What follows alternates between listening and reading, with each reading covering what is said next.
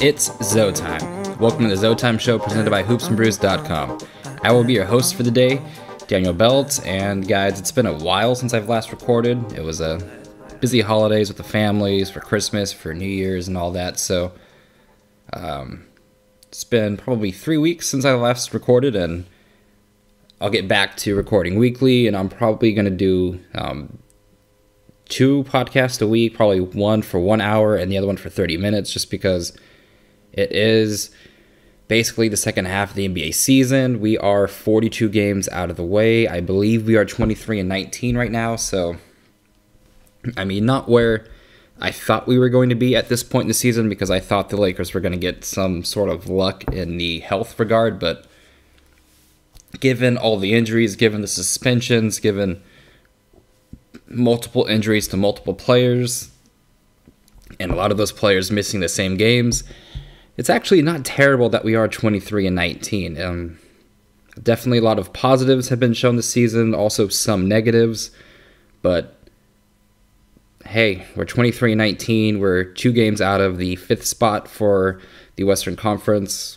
We're, I believe, 5.5 games back from first place, so honestly, season's been all right. We should be getting Lebron back fairly soon. Rondo should be coming back probably by the end of the month, so there are reasons to be optimistic in Lakers land for how the Lakers have played without LeBron. Even though we are 3-5 without him, we were in a lot of those games, which I will be talking about very shortly, but yeah, so we have a lot to discuss about what's been happening in Lakerland. Like I said, there were good things, there were some awful things.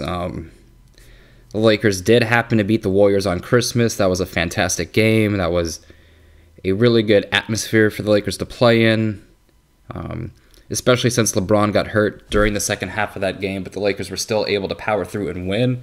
I thought that was a huge statement win for the young Los Angeles Lakers, and we heard all season that come Christmas, the Warriors are going to blow out the Lakers, that it means that actually that game was going to mean something, but since the Lakers won that game, it means nothing, because for whatever reason, the Lakers have to be held to this certain standard that other teams aren't.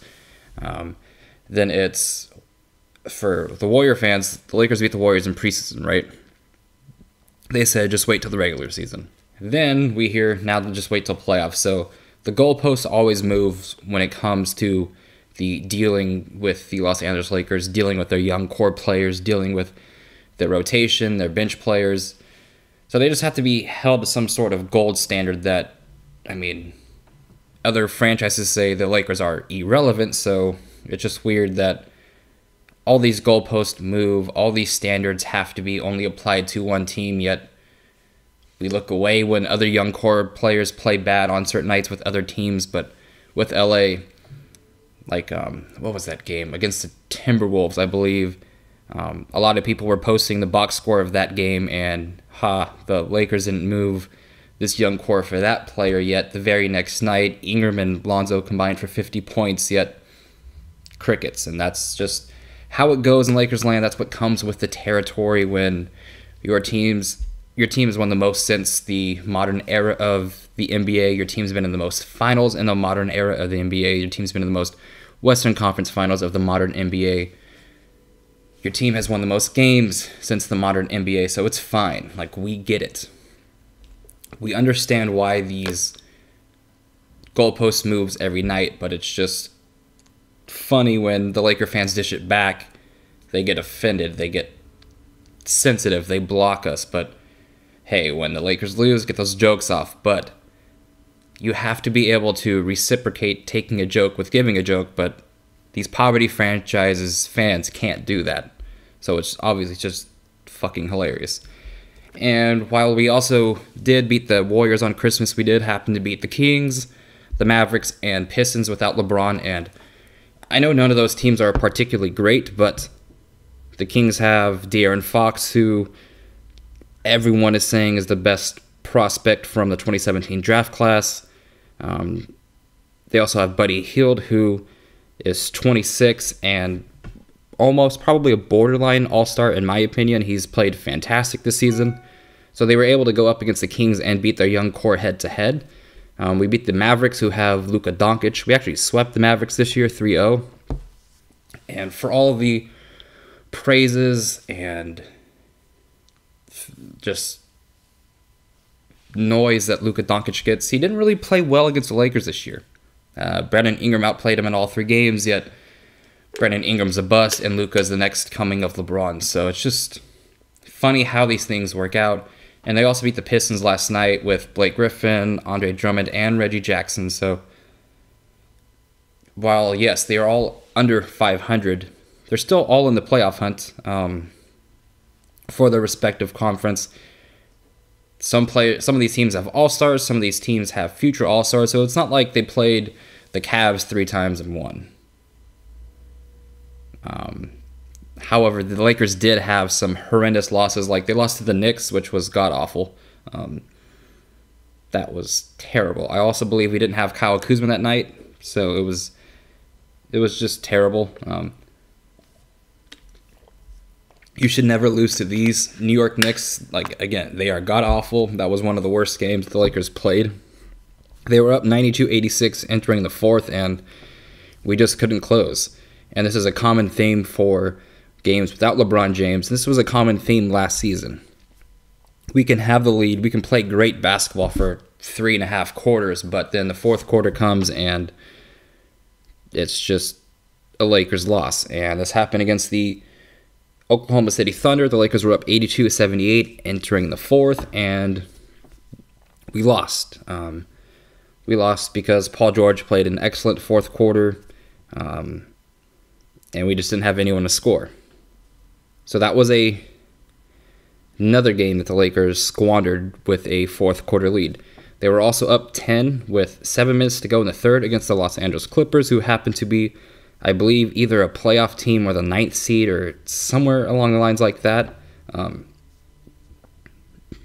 which Lou Williams took over that game, and we just didn't have anyone that could step up and score. No, that's pretty common, though, when LeBron leaves.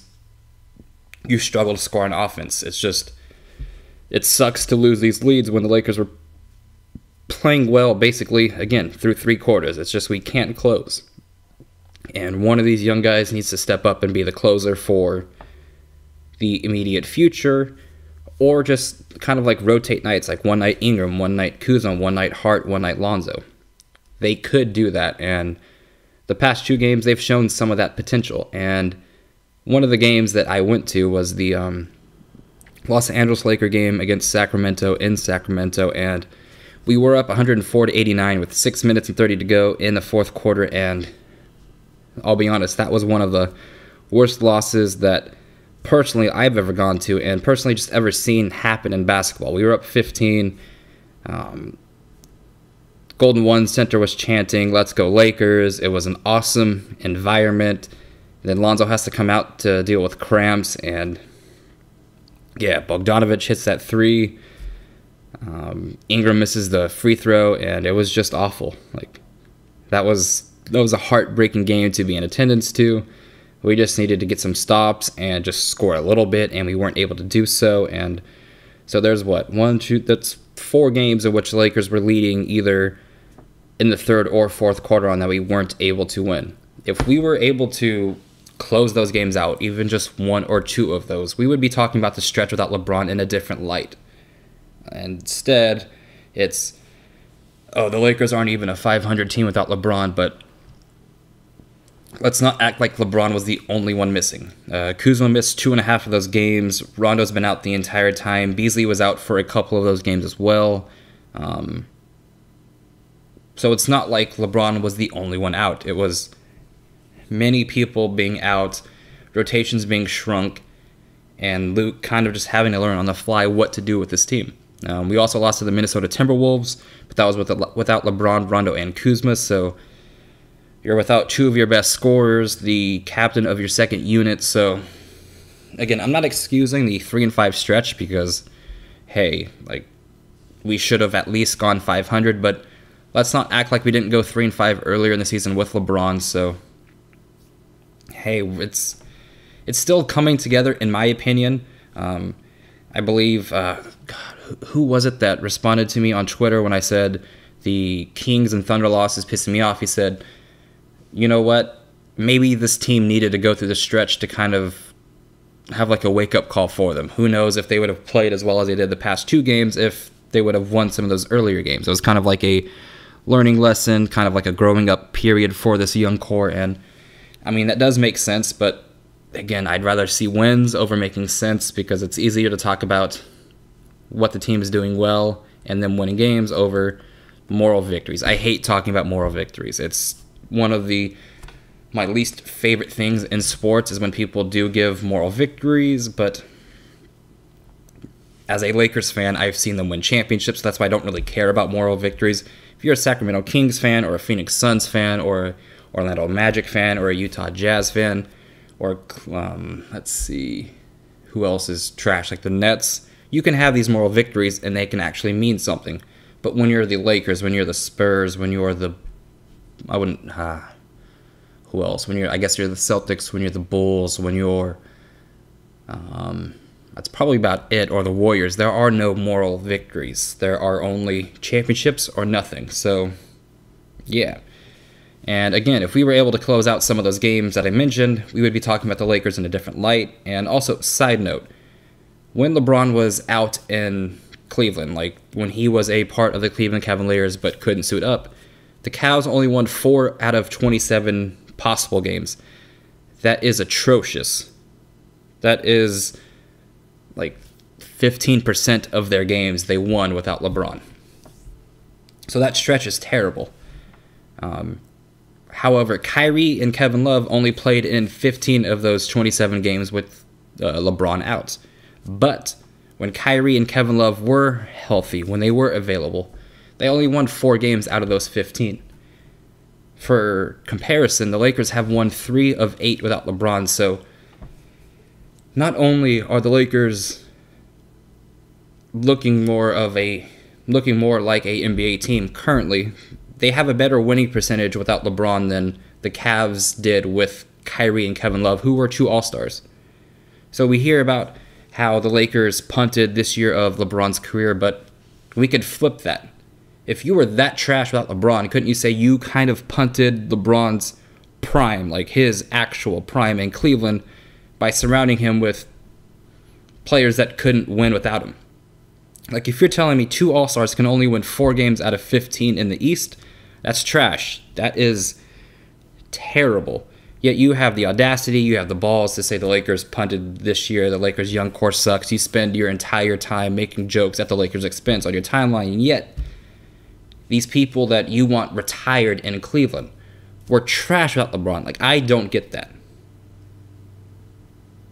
And you can say, hey, well, Kevin Love and Kyrie stepped up in the playoffs, but yes, it's only because LeBron got them to where they were. LeBron took all of the attention off on the court while they were able to succeed in either a wide open shot or a closeout on a 1v1. So it's just strange that all these Cav MAGA people like to talk all this shit on Twitter about their one title in like 60 fucking years, but it's so strange, man, that they feel this bravado, like, oh, we have a Kevin Love and a Kyrie, yet we only won 4 games out of 15 without LeBron. Like, that's fucking trash. Like, I still don't get that.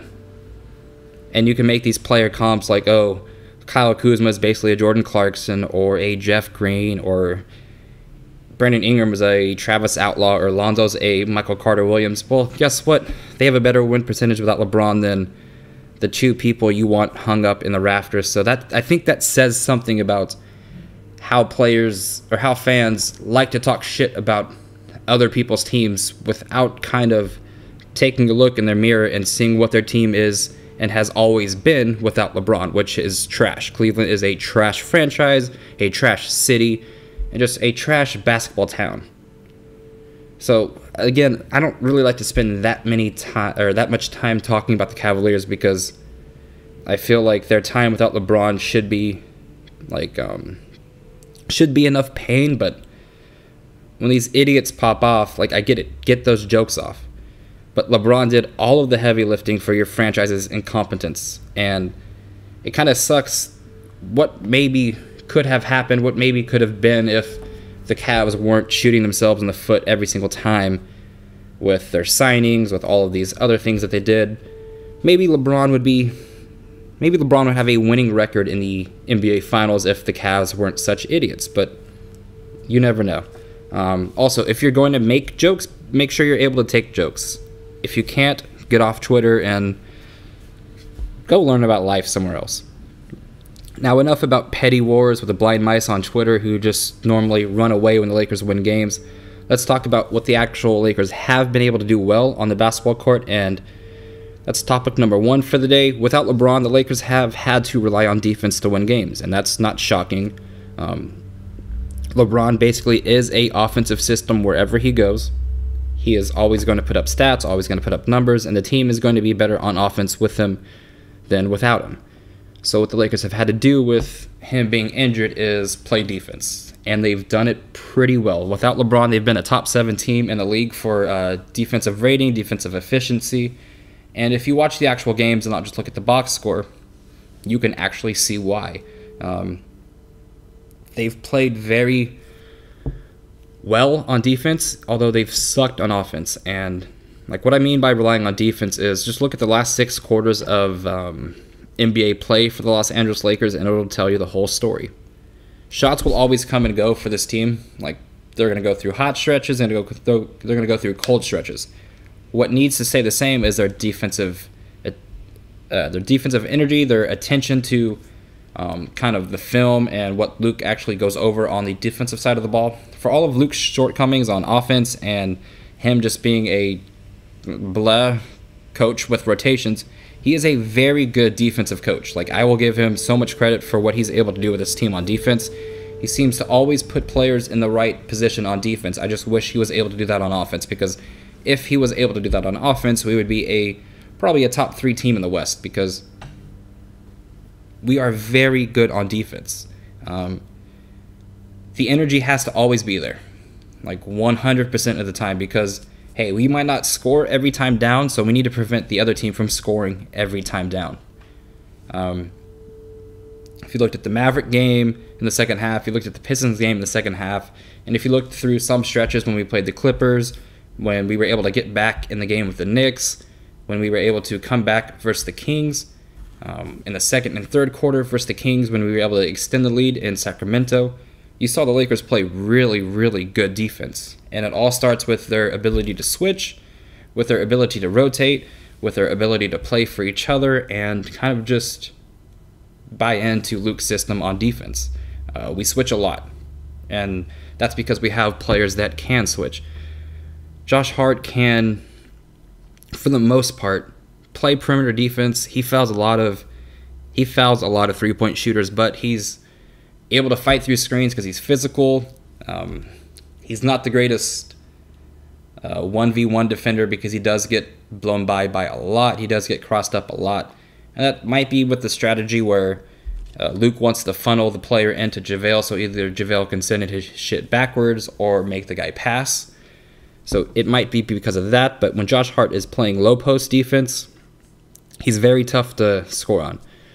I can't remember who tried to shoot over Josh Hart in the post, but I believe he was either blocked or he shot it very, very short, and that was just a great play. And the best example of what I'm talking about with how you should always play with effort, play great team defense, and play great personal defense is just watch the second half of the Maverick game with Josh Hart. For us to win games, it doesn't have to be all about points.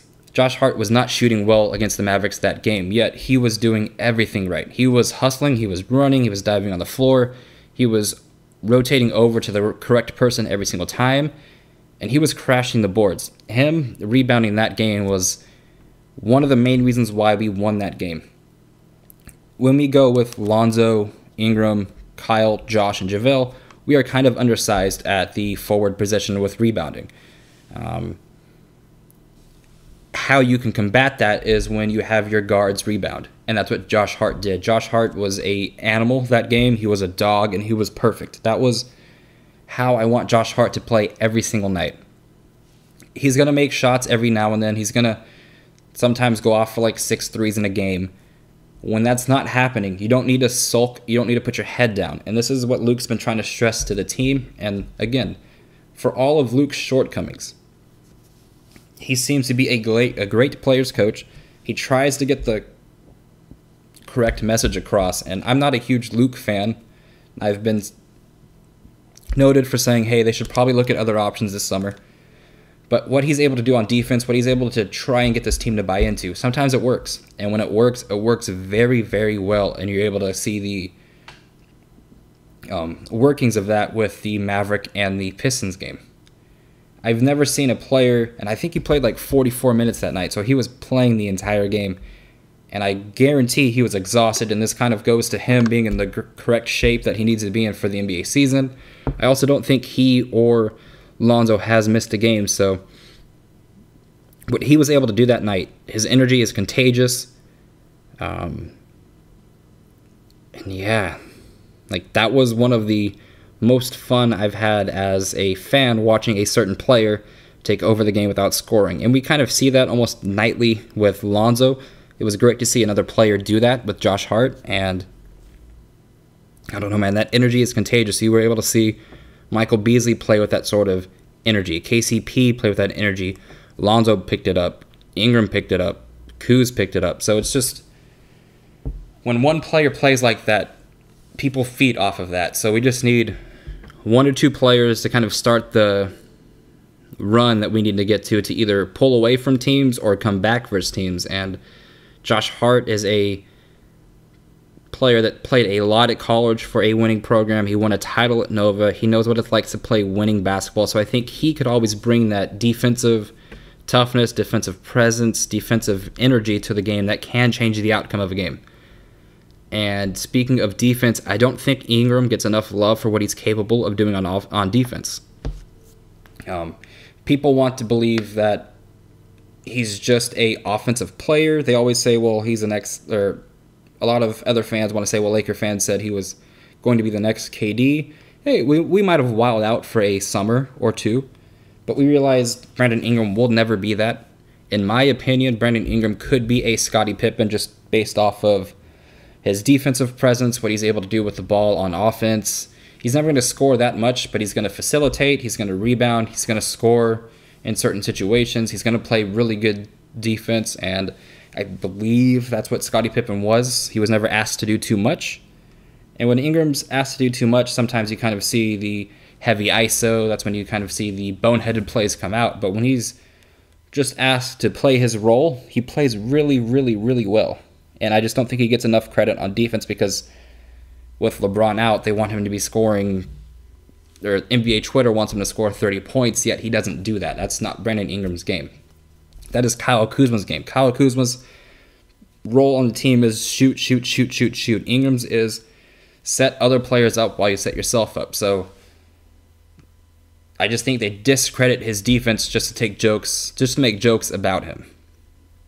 Yet he deserves as much recognition on the defensive side of the ball as a Lonzo Ball, who is a fantastic team defender, who can play really good one-on-one defense, who can pick up full court against players that struggle bringing the ball up, and he can get steals.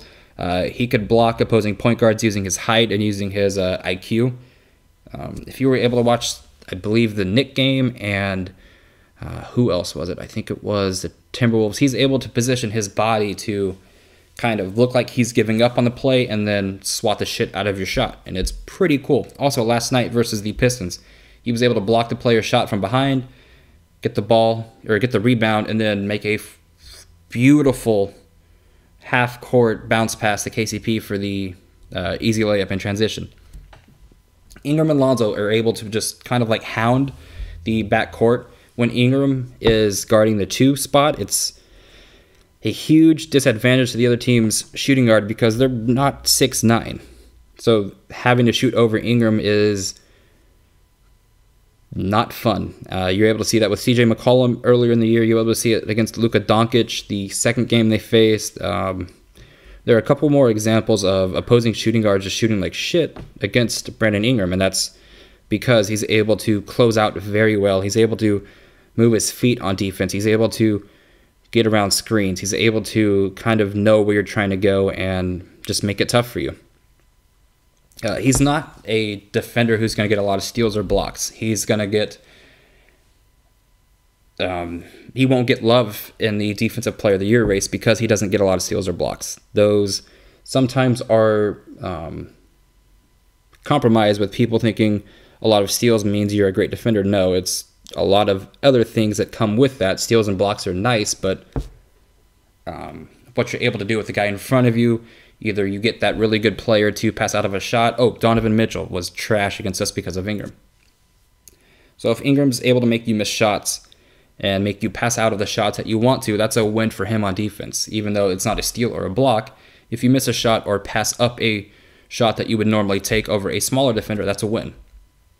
And Brandon Ingram's ability to switch on defense is awesome as well. You put him and Lonzo together, they can switch every single time. You put Lonzo, Ingram, and Hart together, they can pretty much switch on defense the entire time. Hell, even Kuz, who played fantastic defense against Blake Griffin last night. And Lonzo and Ingram switching on defense is why we always want Lonzo and Ingram to play together. Because they can do so much on offense well, they can do so much on defense well. Just play them together. Without LeBron, yes, you have to stagger the minutes. But the minutes when they can play together, it looks awesome, it looks fun, it looks like it's sustainable. And it looks like when LeBron is inserted back into the lineup, it can be sustainable going into the future. Lonzo is never going to be a high usage guy, in my opinion. He will improve his shot making, his shot creating, and his shot taking, but I never think Lonzo will ever be this high usage guy because he doesn't like to go ISO. If you've heard him talk about how the Lakers close games, he hates ISO ball. He wants the ball moving, and that's how he wants to play. The games we've lost, you've heard him actually be vocal about that. And last night's defensive effort versus the Pistons was awesome. Kuz being the primary defender on Blake and holding him to 16 points, under 50% from the field goal, from the floor, and 0 rebounds is fantastic. If you're able to hold Blake Griffin to 0 rebounds, you did your job either boxing out on defense, kind of having him not get offensive rebounds as well. Blake Griffin, I don't want to kind of yell at him or like talk shit about him, but his energy last night was unacceptable as an opposing fan. He doesn't seem engaged in Detroit, and he's getting paid a lot of money. He was traded from the Clippers to the Pistons. I believe the Pistons gave up a lot for him. I can't remember what the trade was. I know it was a pick and some players, and I believe another pick, but what Blake Griffin showed last night is not acceptable for a player making that much money, not acceptable for a all-star caliber player, and Kuzma was able to take advantage of that both on offense and defense. The Lakers actually doubled Blake Griffin a lot because of the lack of shooting around Blake Griffin and the inability to create for himself like an Andre Drummond, and the inconsistency of a Reggie Jackson is why the Lakers were able to double Blake Griffin. And again, Luke put them in a great position to play defense last night. And I feel for all the times we call out Luke, we need to praise him when he actually does a good coaching job. And that's how I kind of wish all of our fan base was like. The Laker fan base can be sometimes toxic. They want to be right about a certain thing, and then they have like a couple of players or a couple of fans that stand only a certain player and hate when the other player does well. And this happens a lot with Kuzma and Ingram stands. They don't like each other. They want their guy to be the number one or the number two option when LeBron comes back. And I'm just like, let them both just play well together, and who cares who plays well? As long as we're winning, as long as the team is playing well, who gives a fuck? I don't care if it's Michael Beasley out there. I don't care if it's Lance Stevenson. As long as we're winning, play well. I don't care if it's Rondo closing over Lonzo if it makes sense. Just play well and win. Let's stop this stand shit. Let's just care about winning games, what Laker Nation used to be like in the early 2010s and the entire decade of the 2000s and the early 90s and late 90s and all of the 80s and the majority of the 70s.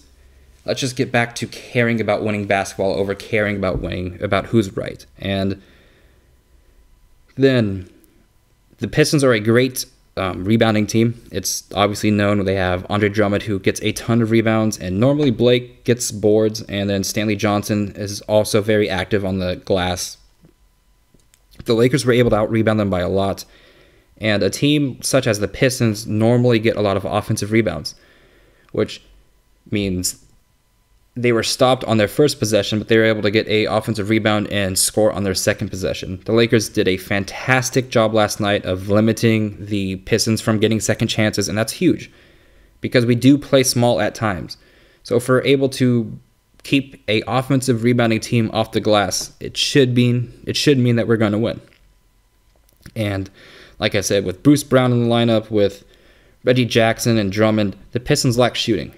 And Drummond can't really do much. So if we just double Blake Griffin, who kind of looked clueless out there, it was a perfect game plan defensively, and that's a huge reason why we won the game. Also, a huge reason why we won the game was Lonzo defensively. He was roaming out there. He is a great kind of safety. When he is able to play safety on defense, you see him either A, pick off a pass that's trying to get from point A to point B, B, he'll make a steal off of a guy that has a back turned to him that can't see Lonzo coming, and he just steals it at the correct time almost always. Or C, he can actually body the guy they're doubling. For whatever reason, Lonzo, if you watched last year's game against the Pistons, you will know why. Lonzo and Blake Griffin do seem to have some kind of beef. Lonzo was kind of shoved Blake Griffin last year, and you could tell Blake Griffin was trying to body Lonzo. He was trying to kind of send a message, and I'm sorry, Blake Griffin, but no. You were not able to move Lonzo Ball anywhere last night, and that's Blake, you got to be called out for that. That performance by you last night was terrible. And Pavy and I from Hoops and Brews, if you haven't already, go follow them on Twitter, SoundCloud, Apple Podcast, Spotify now that they're on, Instagram. Make sure you just go follow them. Pavy and I were talking about the Pistons being a team that could have 3 players that average 20, that should be a top playoff team in the East, and we're wrong. Blake is not that guy.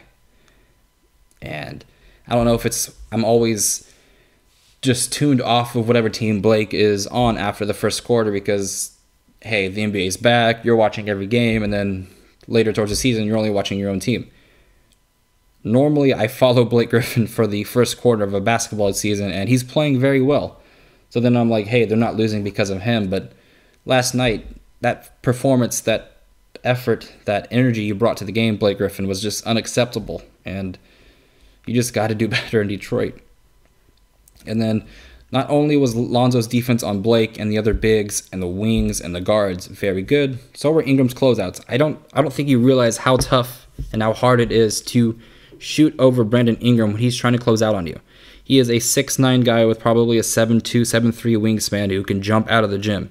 So you got to shoot that thing high. And if he's closing out on you, he's doing it very smartly. He's not going to jump into you like Josh Hart will. And that's one of my only negative things I have to say about Josh Hart is he always seems to foul a three-point shooter every game. Ingram closes out normally correct unless it's against James Harden. And I feel like he was kind of taken down with the defensive mindset from the other NBA fan bases because they saw the games against Harden.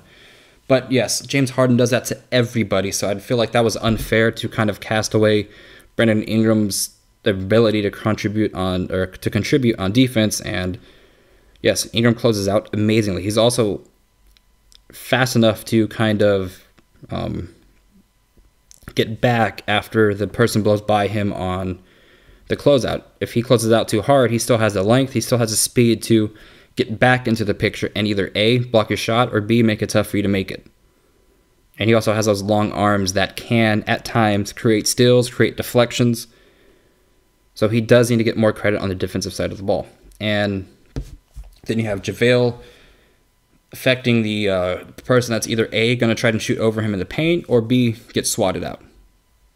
Sometimes he gets stuck in the paint for too long, and that's why we had 3 illegal defensive possessions. That's why the Pistons got 3 free throws last night. So he needs to do a little bit better job of being aware of where he is on the court at all times. And Hart can switch and play low post defense. So we just have a ton of guys that can do a ton of things on defense. And this is going to be a key, even when LeBron comes back. Hey, let LeBron control the offense. Let's play defense. Let him kind of take a break on defense while the four of us, or the four other guys on the court, just play pest-like defense for 24 seconds. Because the Pistons had a lot of either 24-second violations, or they had to force up a terrible shot with 1 second left on the shot clock, which is perfect. You want to get teams to take a tough shot with 1 second left on the shot clock, because for the majority of the time, there will be misses. The Pistons got lucky once last night, and I believe it was Reggie Bullock or someone else banked in a 3 off the backboard with like 1 second left from 28 feet. So, hey, it happens, but don't let that affect your defensive presence on the court at all times. We need another performance like we did last night against the Pistons, against Donovan Mitchell and the Jazz. I believe they're without Ricky Rubio and Dante Exum, so I believe Donovan Mitchell will have the ball more in his hands. We need to close out and not get Joe Ingles enough options to shoot from 3. Same with Jay Crowder. And, hey, almost let Rudy Gobert beat you offensively, because he's very limited with his offensive skill set. So it'll be interesting to see what defensive game plan the Lakers have going forward to that game, because I believe the Lakers are able to beat the Jazz. You might see LeBron sit out another game. If the Lakers can kind of hold on to this above 500 record, we're 23-19 right now. If we can hold on for dear life without LeBron, then hey, he can afford to sit for him a couple more games. I believe Curry missed 11 games with the groin strain, and LeBron's at 8 right now, so we'll see. Next topic, Kyle Kuzma went bananas last night. He had 41 points in 3 quarters, and one thing I love about Kyle Kuzma, and it's one thing I loved about Kobe Bryant, he doesn't care what he shot the previous game. He doesn't care what he's shooting during the game. If it's an open shot and a good shot, he's going to take it. Against the Mavericks, Kyle Kuzma was 4 of 20, but we kind of needed those 20 shots because it shows aggressiveness, it shows space in the floor ability, and it just keeps the defense honest. Last night, much better. He was 16 of 24. I believe he only took 6 free throws last night, and for him to get 41 points in today's NBA in 3 quarters with only 6 free throws, it's almost unheard of. James Harden can't do that. I mean, he probably could, but I don't know if he has this season. I believe Klay Thompson did that. I believe Steph Curry able to do that, and I also believe LeBron's able to do that, but it seems the only time Harden gets 40 points in 3 quarters comes with a ton of free throws with it, so it is what it is. Also, a huge sign of positivity last night was Kuzma making 5 of 10 of his threes. He shot 50% from the three-point line with 5 makes. That is awesome. Anytime you're able to make 5 threes in a game while shooting 50%, that's just amazing efficiency. That's just amazing basketball play on the offensive side of the ball. All of his shots seem to come in rhythm. I believe, reported by Synergy Stats, he didn't have a single point coming off of ISO or dribbling the ball too much. All of them came either set up or in rhythm. And it was perfect. Like, the pick and pop with Lonzo, amazing. Him leaking out were fire. The play he was able to score and fake out Blake Griffin was just comedy, because Blake Griffin shouldn't be done like that, but he was done by Kyle Kuzma, the second-year player from Flint. And it's kind of cool that Kyle Kuzma got his career high against his hometown team. I know that probably added some fuel to the fire, and it looked like Kuzma used that to his advantage. Kyle Kuzma reminds me of a lot of Kobe, with how he handles himself, how streaky he can get during the game, how much he likes to shoot, how much he likes to play offense, his mentality, the way he carries himself. Even he bit his jersey last night. I'm not saying Kyle Kuzma will ever be Kobe Bryant, because that's just not ever going to happen, but just some of the mannerisms, kind of how fast Kuzma can put up points. Just a little Kobe-like. He'll never be Kobe, but you could see little glimpses of Kobe, and that's cool. I mean, Kyle Kuzma did train with Kobe over the summer. They've been in contact. Kuzma loves wearing Kobe shoes. Kuzma definitely has an admiration for Kobe like the rest of us Laker fans, and it was crazy when he bet that jersey, because that's a That's what Kobe does. That's what Kobe was known for in LA, biting the jersey when you're going off, and that's what Kuzma did. So it was cool. Kyle Kuzma didn't play in the fourth quarter. He could have gone for 50 or 60 if it was a close game, but it wasn't a close game. It was a smart thing for Luke to do with Kuzma still coming back from that back injury. Let him rest. He didn't need to play over 30 minutes, and he didn't. He played 29 minutes last night, and Kyle Kuzma is very important to us on offense because the Lakers need his shooting. Even if he's not shooting well from 3 this year, the defense still respects Kyle Kuzma from 3. You can watch how Blake was guarding him last night.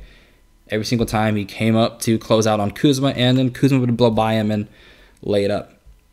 It was Kuzma takes what the defense gives him. He's very smart on offense. He is a huge, important piece to us on offense. That's why without him, we were lost. Like, yes, we're lost without LeBron and kind of Rondo running the show with the second unit. But you take out Kuzma as well with those two players, it looked like we were playing pickup basketball and had no idea what we were doing. And, like, again, his offensive skill set, like, with scoring the ball is crazy. I've always said Kyle Kuzma reminds me a lot of Antoine Jameson. Just the way they're able to score, the way they're able to space the floor from the 3 ball, their ability to shoot from the mid-range, their ability to finish on the rim with floaters and hooks, and the move that Kuzma put on Blake last night. Like, you can kind of see what I mean if you go ahead and watch Antoine Jameson's highlights, or if you are old enough to remember his career. And then you see Kuzma's athleticness and his soaring ability when he dunks the ball. And then you see his kind of, I believe, and this is what a Laker film room pointed out, go ahead and follow him as well. Pete does a great job of breaking down the game with videos and analysis. He pointed out that Blake Griffin likes to look at the ball after he shoots it for a little bit, and Kuzma leaked out. And it resulted in 2 wide open, easy dunks from Lonzo and Ingram. So, hey, take what the defense gives you every single night, and that's what Kyle Kuzma does. Also, another one of Kuzma's dunks came off of a cut after a beautiful play by JaVale. I don't know many centers that can get the ball in while rolling to the basket, and it wasn't like a great play. Like, we passed the ball to JaVale when he was too much under the basket, but he was still able to, before he ran out of bounds, pass it to Kuzma. Not a lot of centers can do that. Not a lot of centers have the presence to know where they are on the court to make that pass. And it resulted in a Kuzma dunk because Blake lost him again. So yeah, I believe this is Kyle Kuzma's 8th time going over 30 points in LA. And this kind of goes back to the standards that are set with the Lakers' young core versus everyone else. With Ingram, it's, oh, he can't score over 30 points. With Kuzma, it's, hey, do it when it matters. This is Kuzma's 8th time going over 30 points in LA. Meanwhile, Jason Tatum is 0. And I believe Jaylen Brown has like 2. So it's just strange where Kuzma does it more often than those other players, yet Kuzma doesn't get the love that Tatum does, that Brown does, that Mitchell does, that all these other players do. So it's strange, given where Kuzma was drafted, given Kuzma's cheap contract for the next 2-3 years. So it's just weird that these players have standards that other young players don't. But again, I get it. I can't wait for the playoffs to come around because Kuzma is going to put up a 30-burger or a 40-burger or a 50-burger against someone. Because the defense is going to focus on LeBron. Lonzo's going to find the wide-open Kuzma. And Kuzma's just going to do what he did last night and just make the open shots and take what the defense gives him. Kuzma is just he has so much IQ on the offensive side of the ball. He knows where to be. He knows when to cut. He knows when not to cut. He knows where to position himself so Lonzo, LeBron, or Rondo can find him. And when he's heating up, he knows, hey, give me the ball and I'm going to knock this down. And that's what he did last night. And I can't wait to see what he does in the playoffs. I can't wait to see what he does for the rest of the season. And, hey, if Kuzma keeps this up, he might make an all-star appearance this season because I believe he's 8th in the West in the front court positioning, so you never know. Also, topic number 3 tonight is going to be Brandon Ingram and Lonzo stepping up. And what I mean by that is with their attitude, their energy, their effort, and their leadership. With Kuzma out, we definitely did look lost. because LeBron was also out, who was our captain. Rondo would probably be captain number 2, and then with Kuzma's, you could definitely tell Kuzma like has that confidence in himself that kind of inspires confidence with other people, whereas Brandon Ingram and Lonzo are quiet, so you kind of don't see it from them when they're not talking. And Brandon Ingram and Lonzo met up before the Maverick game and kind of said, hey, like, we need to get our head out of our asses. We need to start playing like the players we are. And the past 2 games, you see it. Lonzo was very vocal, and he showed a lot of emotion last night. That's what I need to see going forward. The scoring will come and go. I don't need Lonzo to put up 15 to 20 points every night. I just need you to act like you give a damn to be out there and play great defense and play great team basketball. Because the other stats will pile up as long as you play with energy. There's a saying in the NBA that the basketball will find the energy. And that's why Kuzma always seems to put up these extravagant numbers and extravagant stats. And sometimes Hart too. Like, he had that 14, 11, 10, and 5 game, or 14, 10, 5, and 5 game that only he and Yusuf Nurkic have had this season. If you play with energy, the ball just seems to gravitate towards you, and then you just got to make the right play with it. And I am 100% sure that if Lonzo gets the ball, 99% of the time he's going to make the right play. Ingram, I'm more like 75% sure. Because I tweeted out last night that it seems like Brandon Ingram has the angel and the devil on his shoulder at each time when he touches the ball. It's like, hey, make the team play. And the devil said, nah, dribble for 10 seconds and take a contested mid-range, which if you watch the game, it's kind of true because sometimes he falls in love with dribble, get to the middle, pump fake, and then shoot. Kind of how Kobe used to do it.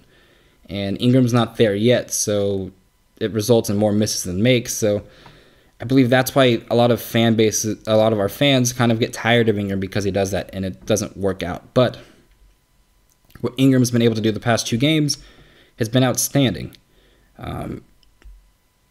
He had, 10 points, 9 rebounds, 6 assists last night, and played great defense. And they might say, well, only 10 points, but he only took 10 shots. He let Kuzma go off. Like, normally, if Kuzma's going off, Ingram still tries to do it by himself. Ingram last night realized, hey, my offensive game might not be, my scoring ability right now, tonight, might not be working. Let me get others involved. Let me get them the ball. Let me set screens. Let me play great defense. Let me rebound. And that's what Ingram needs to do. That's what Lonzo needs to do more as well. Because for the most part, Lonzo is engaged, but when his shot's not falling, he normally sulks and then he gets taken out or he just plays trash on the court.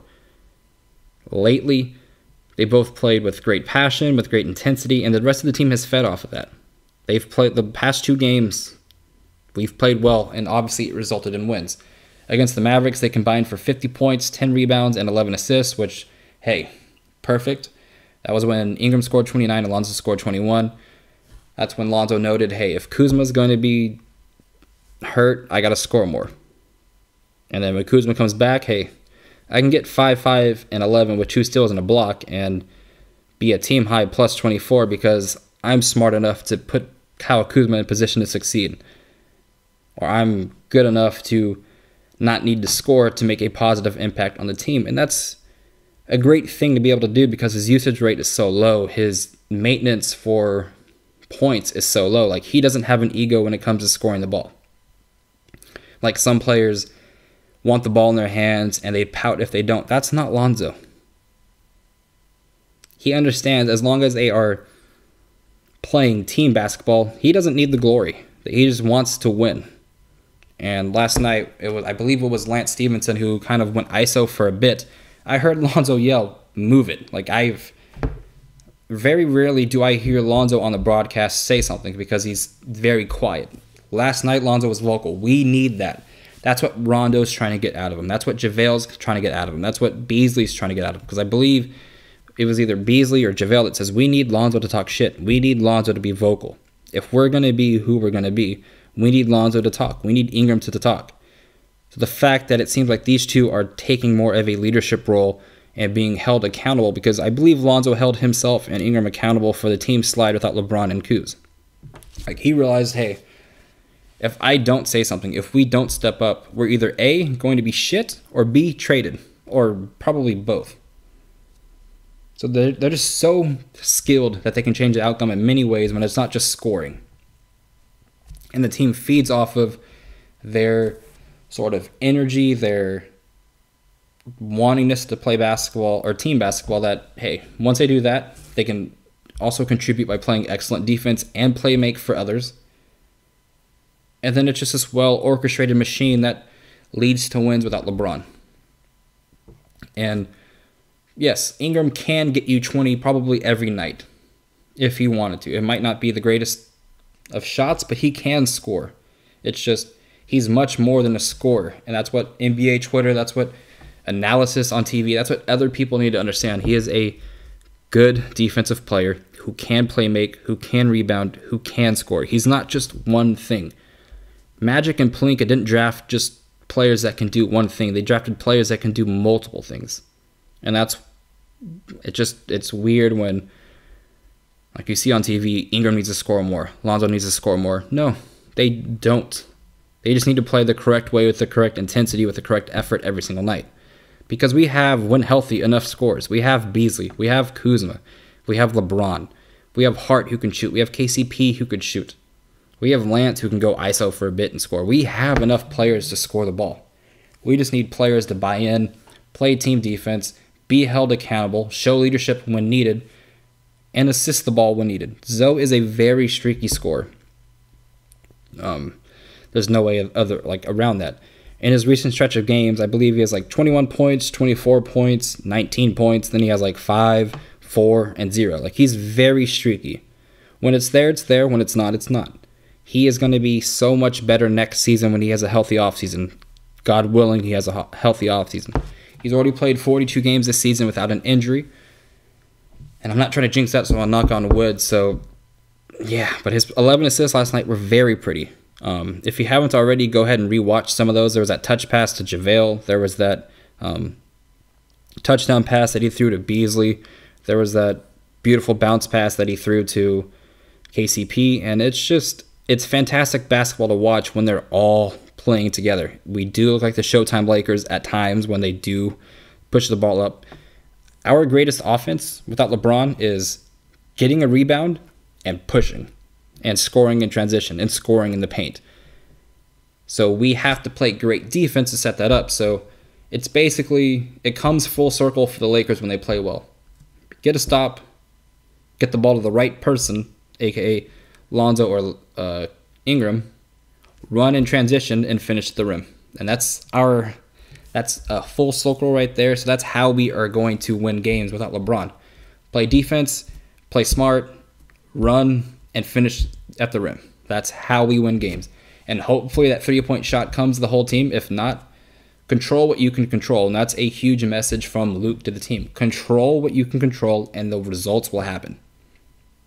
Also, I believe it was Michael Beasley who told, I don't remember who it was last night, but he was interviewed and he said, we need to stop talking to the refs and just play our game. Control what you can control, and the results will happen. And topic number 4 today is going to be Beasley and KCP. Those two bench players are a huge reason why we are winning as well. Beasley has been perfect since coming back from the passing of his mother. That's a terrible thing to go through for those of us that have lost a parent before. It's very tough. And I'm glad that he's back on this team because he does definitely seem to be playing with joy out there. I believe basketball is sort of some of his release from the emotions that go with that. And you've heard him kind of say what's helped him kind of go through this is the team is there for him. A lot of people said this team was going to be dysfunctional, this team wouldn't be able to play well together, that this team was going to be like the Suicide Squad, but I don't think there's been a single negative thing reported with this team with how they interact with each other. It seems that everyone plays for each other, everyone likes each other, everyone understands what's going on. And Beasley, man, he is able to score at any position. He can shoot from distance, he could go ISO, he can finish at the rim when you pass him the ball. He can do so many things. So I actually do believe all the stories that come out about Beasley beating Kevin Durant and LeBron 1v1 because Beasley's skilled. Like, you look at some of the finishes he had last night. He had that in the post spin finish with his right hand over, I believe it was Drummond, and it looked pretty. And you see him, he's very crafty with knowing how to position the ball off the glass to make it fall in. Like, a lot of his shots are just beautiful. Like, he plays a very beautiful game, and he passes more than I think people want to give him credit for. When it's not there, he passes out. Like, and that's after the defense has already collapsed, and it normally results in a wide open shot. Same with KCP, who has played very well as of late. Since like the first month, KCP's been hooping. Convict music is back. And like last night, I believe he had 14, 6, and 4 or something like that. I don't remember the exact box score for Contavious, but outside of those 2 turnovers that he had in like 10 seconds, he played very good team basketball. He had an assist to Kuz. He knocked down shots. He finished at the rim. He cut when we're playing great basketball when we buy in defensively, because then we want to overshare on offense, get people points, and it's just beautiful. Beasley's absence showed obviously during his absence, especially when LeBron and Rondo were out. He could have been someone that we depended on, but he was going through the personal stuff, which totally understandable. But going forward, playoff time or the rest of the season wise, he needs to get minutes. He needs to be on the second unit, and I don't know whose minutes he's going to take away. I think he's going to take away Lance Stevenson's minutes, or maybe some of Tyson's. We gave Tyson the night off last night because he is 30 whatever. He's very old, so he needed a night off, and Beasley was able to say, hey, I got this. Zubac was able to say, hey, I got this. Our second unit steps up. Zubac has been stepping up when called upon. That is what we want to see. So it's beautiful. It's beautiful to see our bench stepping up when it needs to be stepped up with. And when LeBron and Rondo come back, we're going to get 2 more great basketball players back. So we're going to be a deep team come playoff time. Trades might happen. Trades might not happen. But the best thing that the Laker players can do on this team is stay ready. And yeah, KCP's been very important to this team. Beasley's been very important to this team. Everyone that's been getting minutes has been very important to this team this season, and probably you could point to a time in the year where they were either option number 1 or option number 2 to why we won that game, and it's beautiful to see.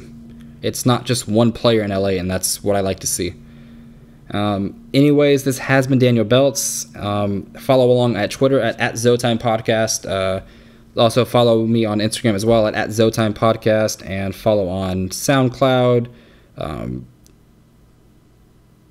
Apple Podcasts, Spotify at HoopsNBrews as well. You'll be able to hear these podcasts every week on there as well. And I'll give my prediction for the next 2 games. I do think we go 2-0 versus the Jazz and the Cavs. And then depending on LeBron's health, he'll be back soon. So we can get back to kind of trying to figure out how we're going to play come playoff time. And until the next time we speak, man, go Lakers.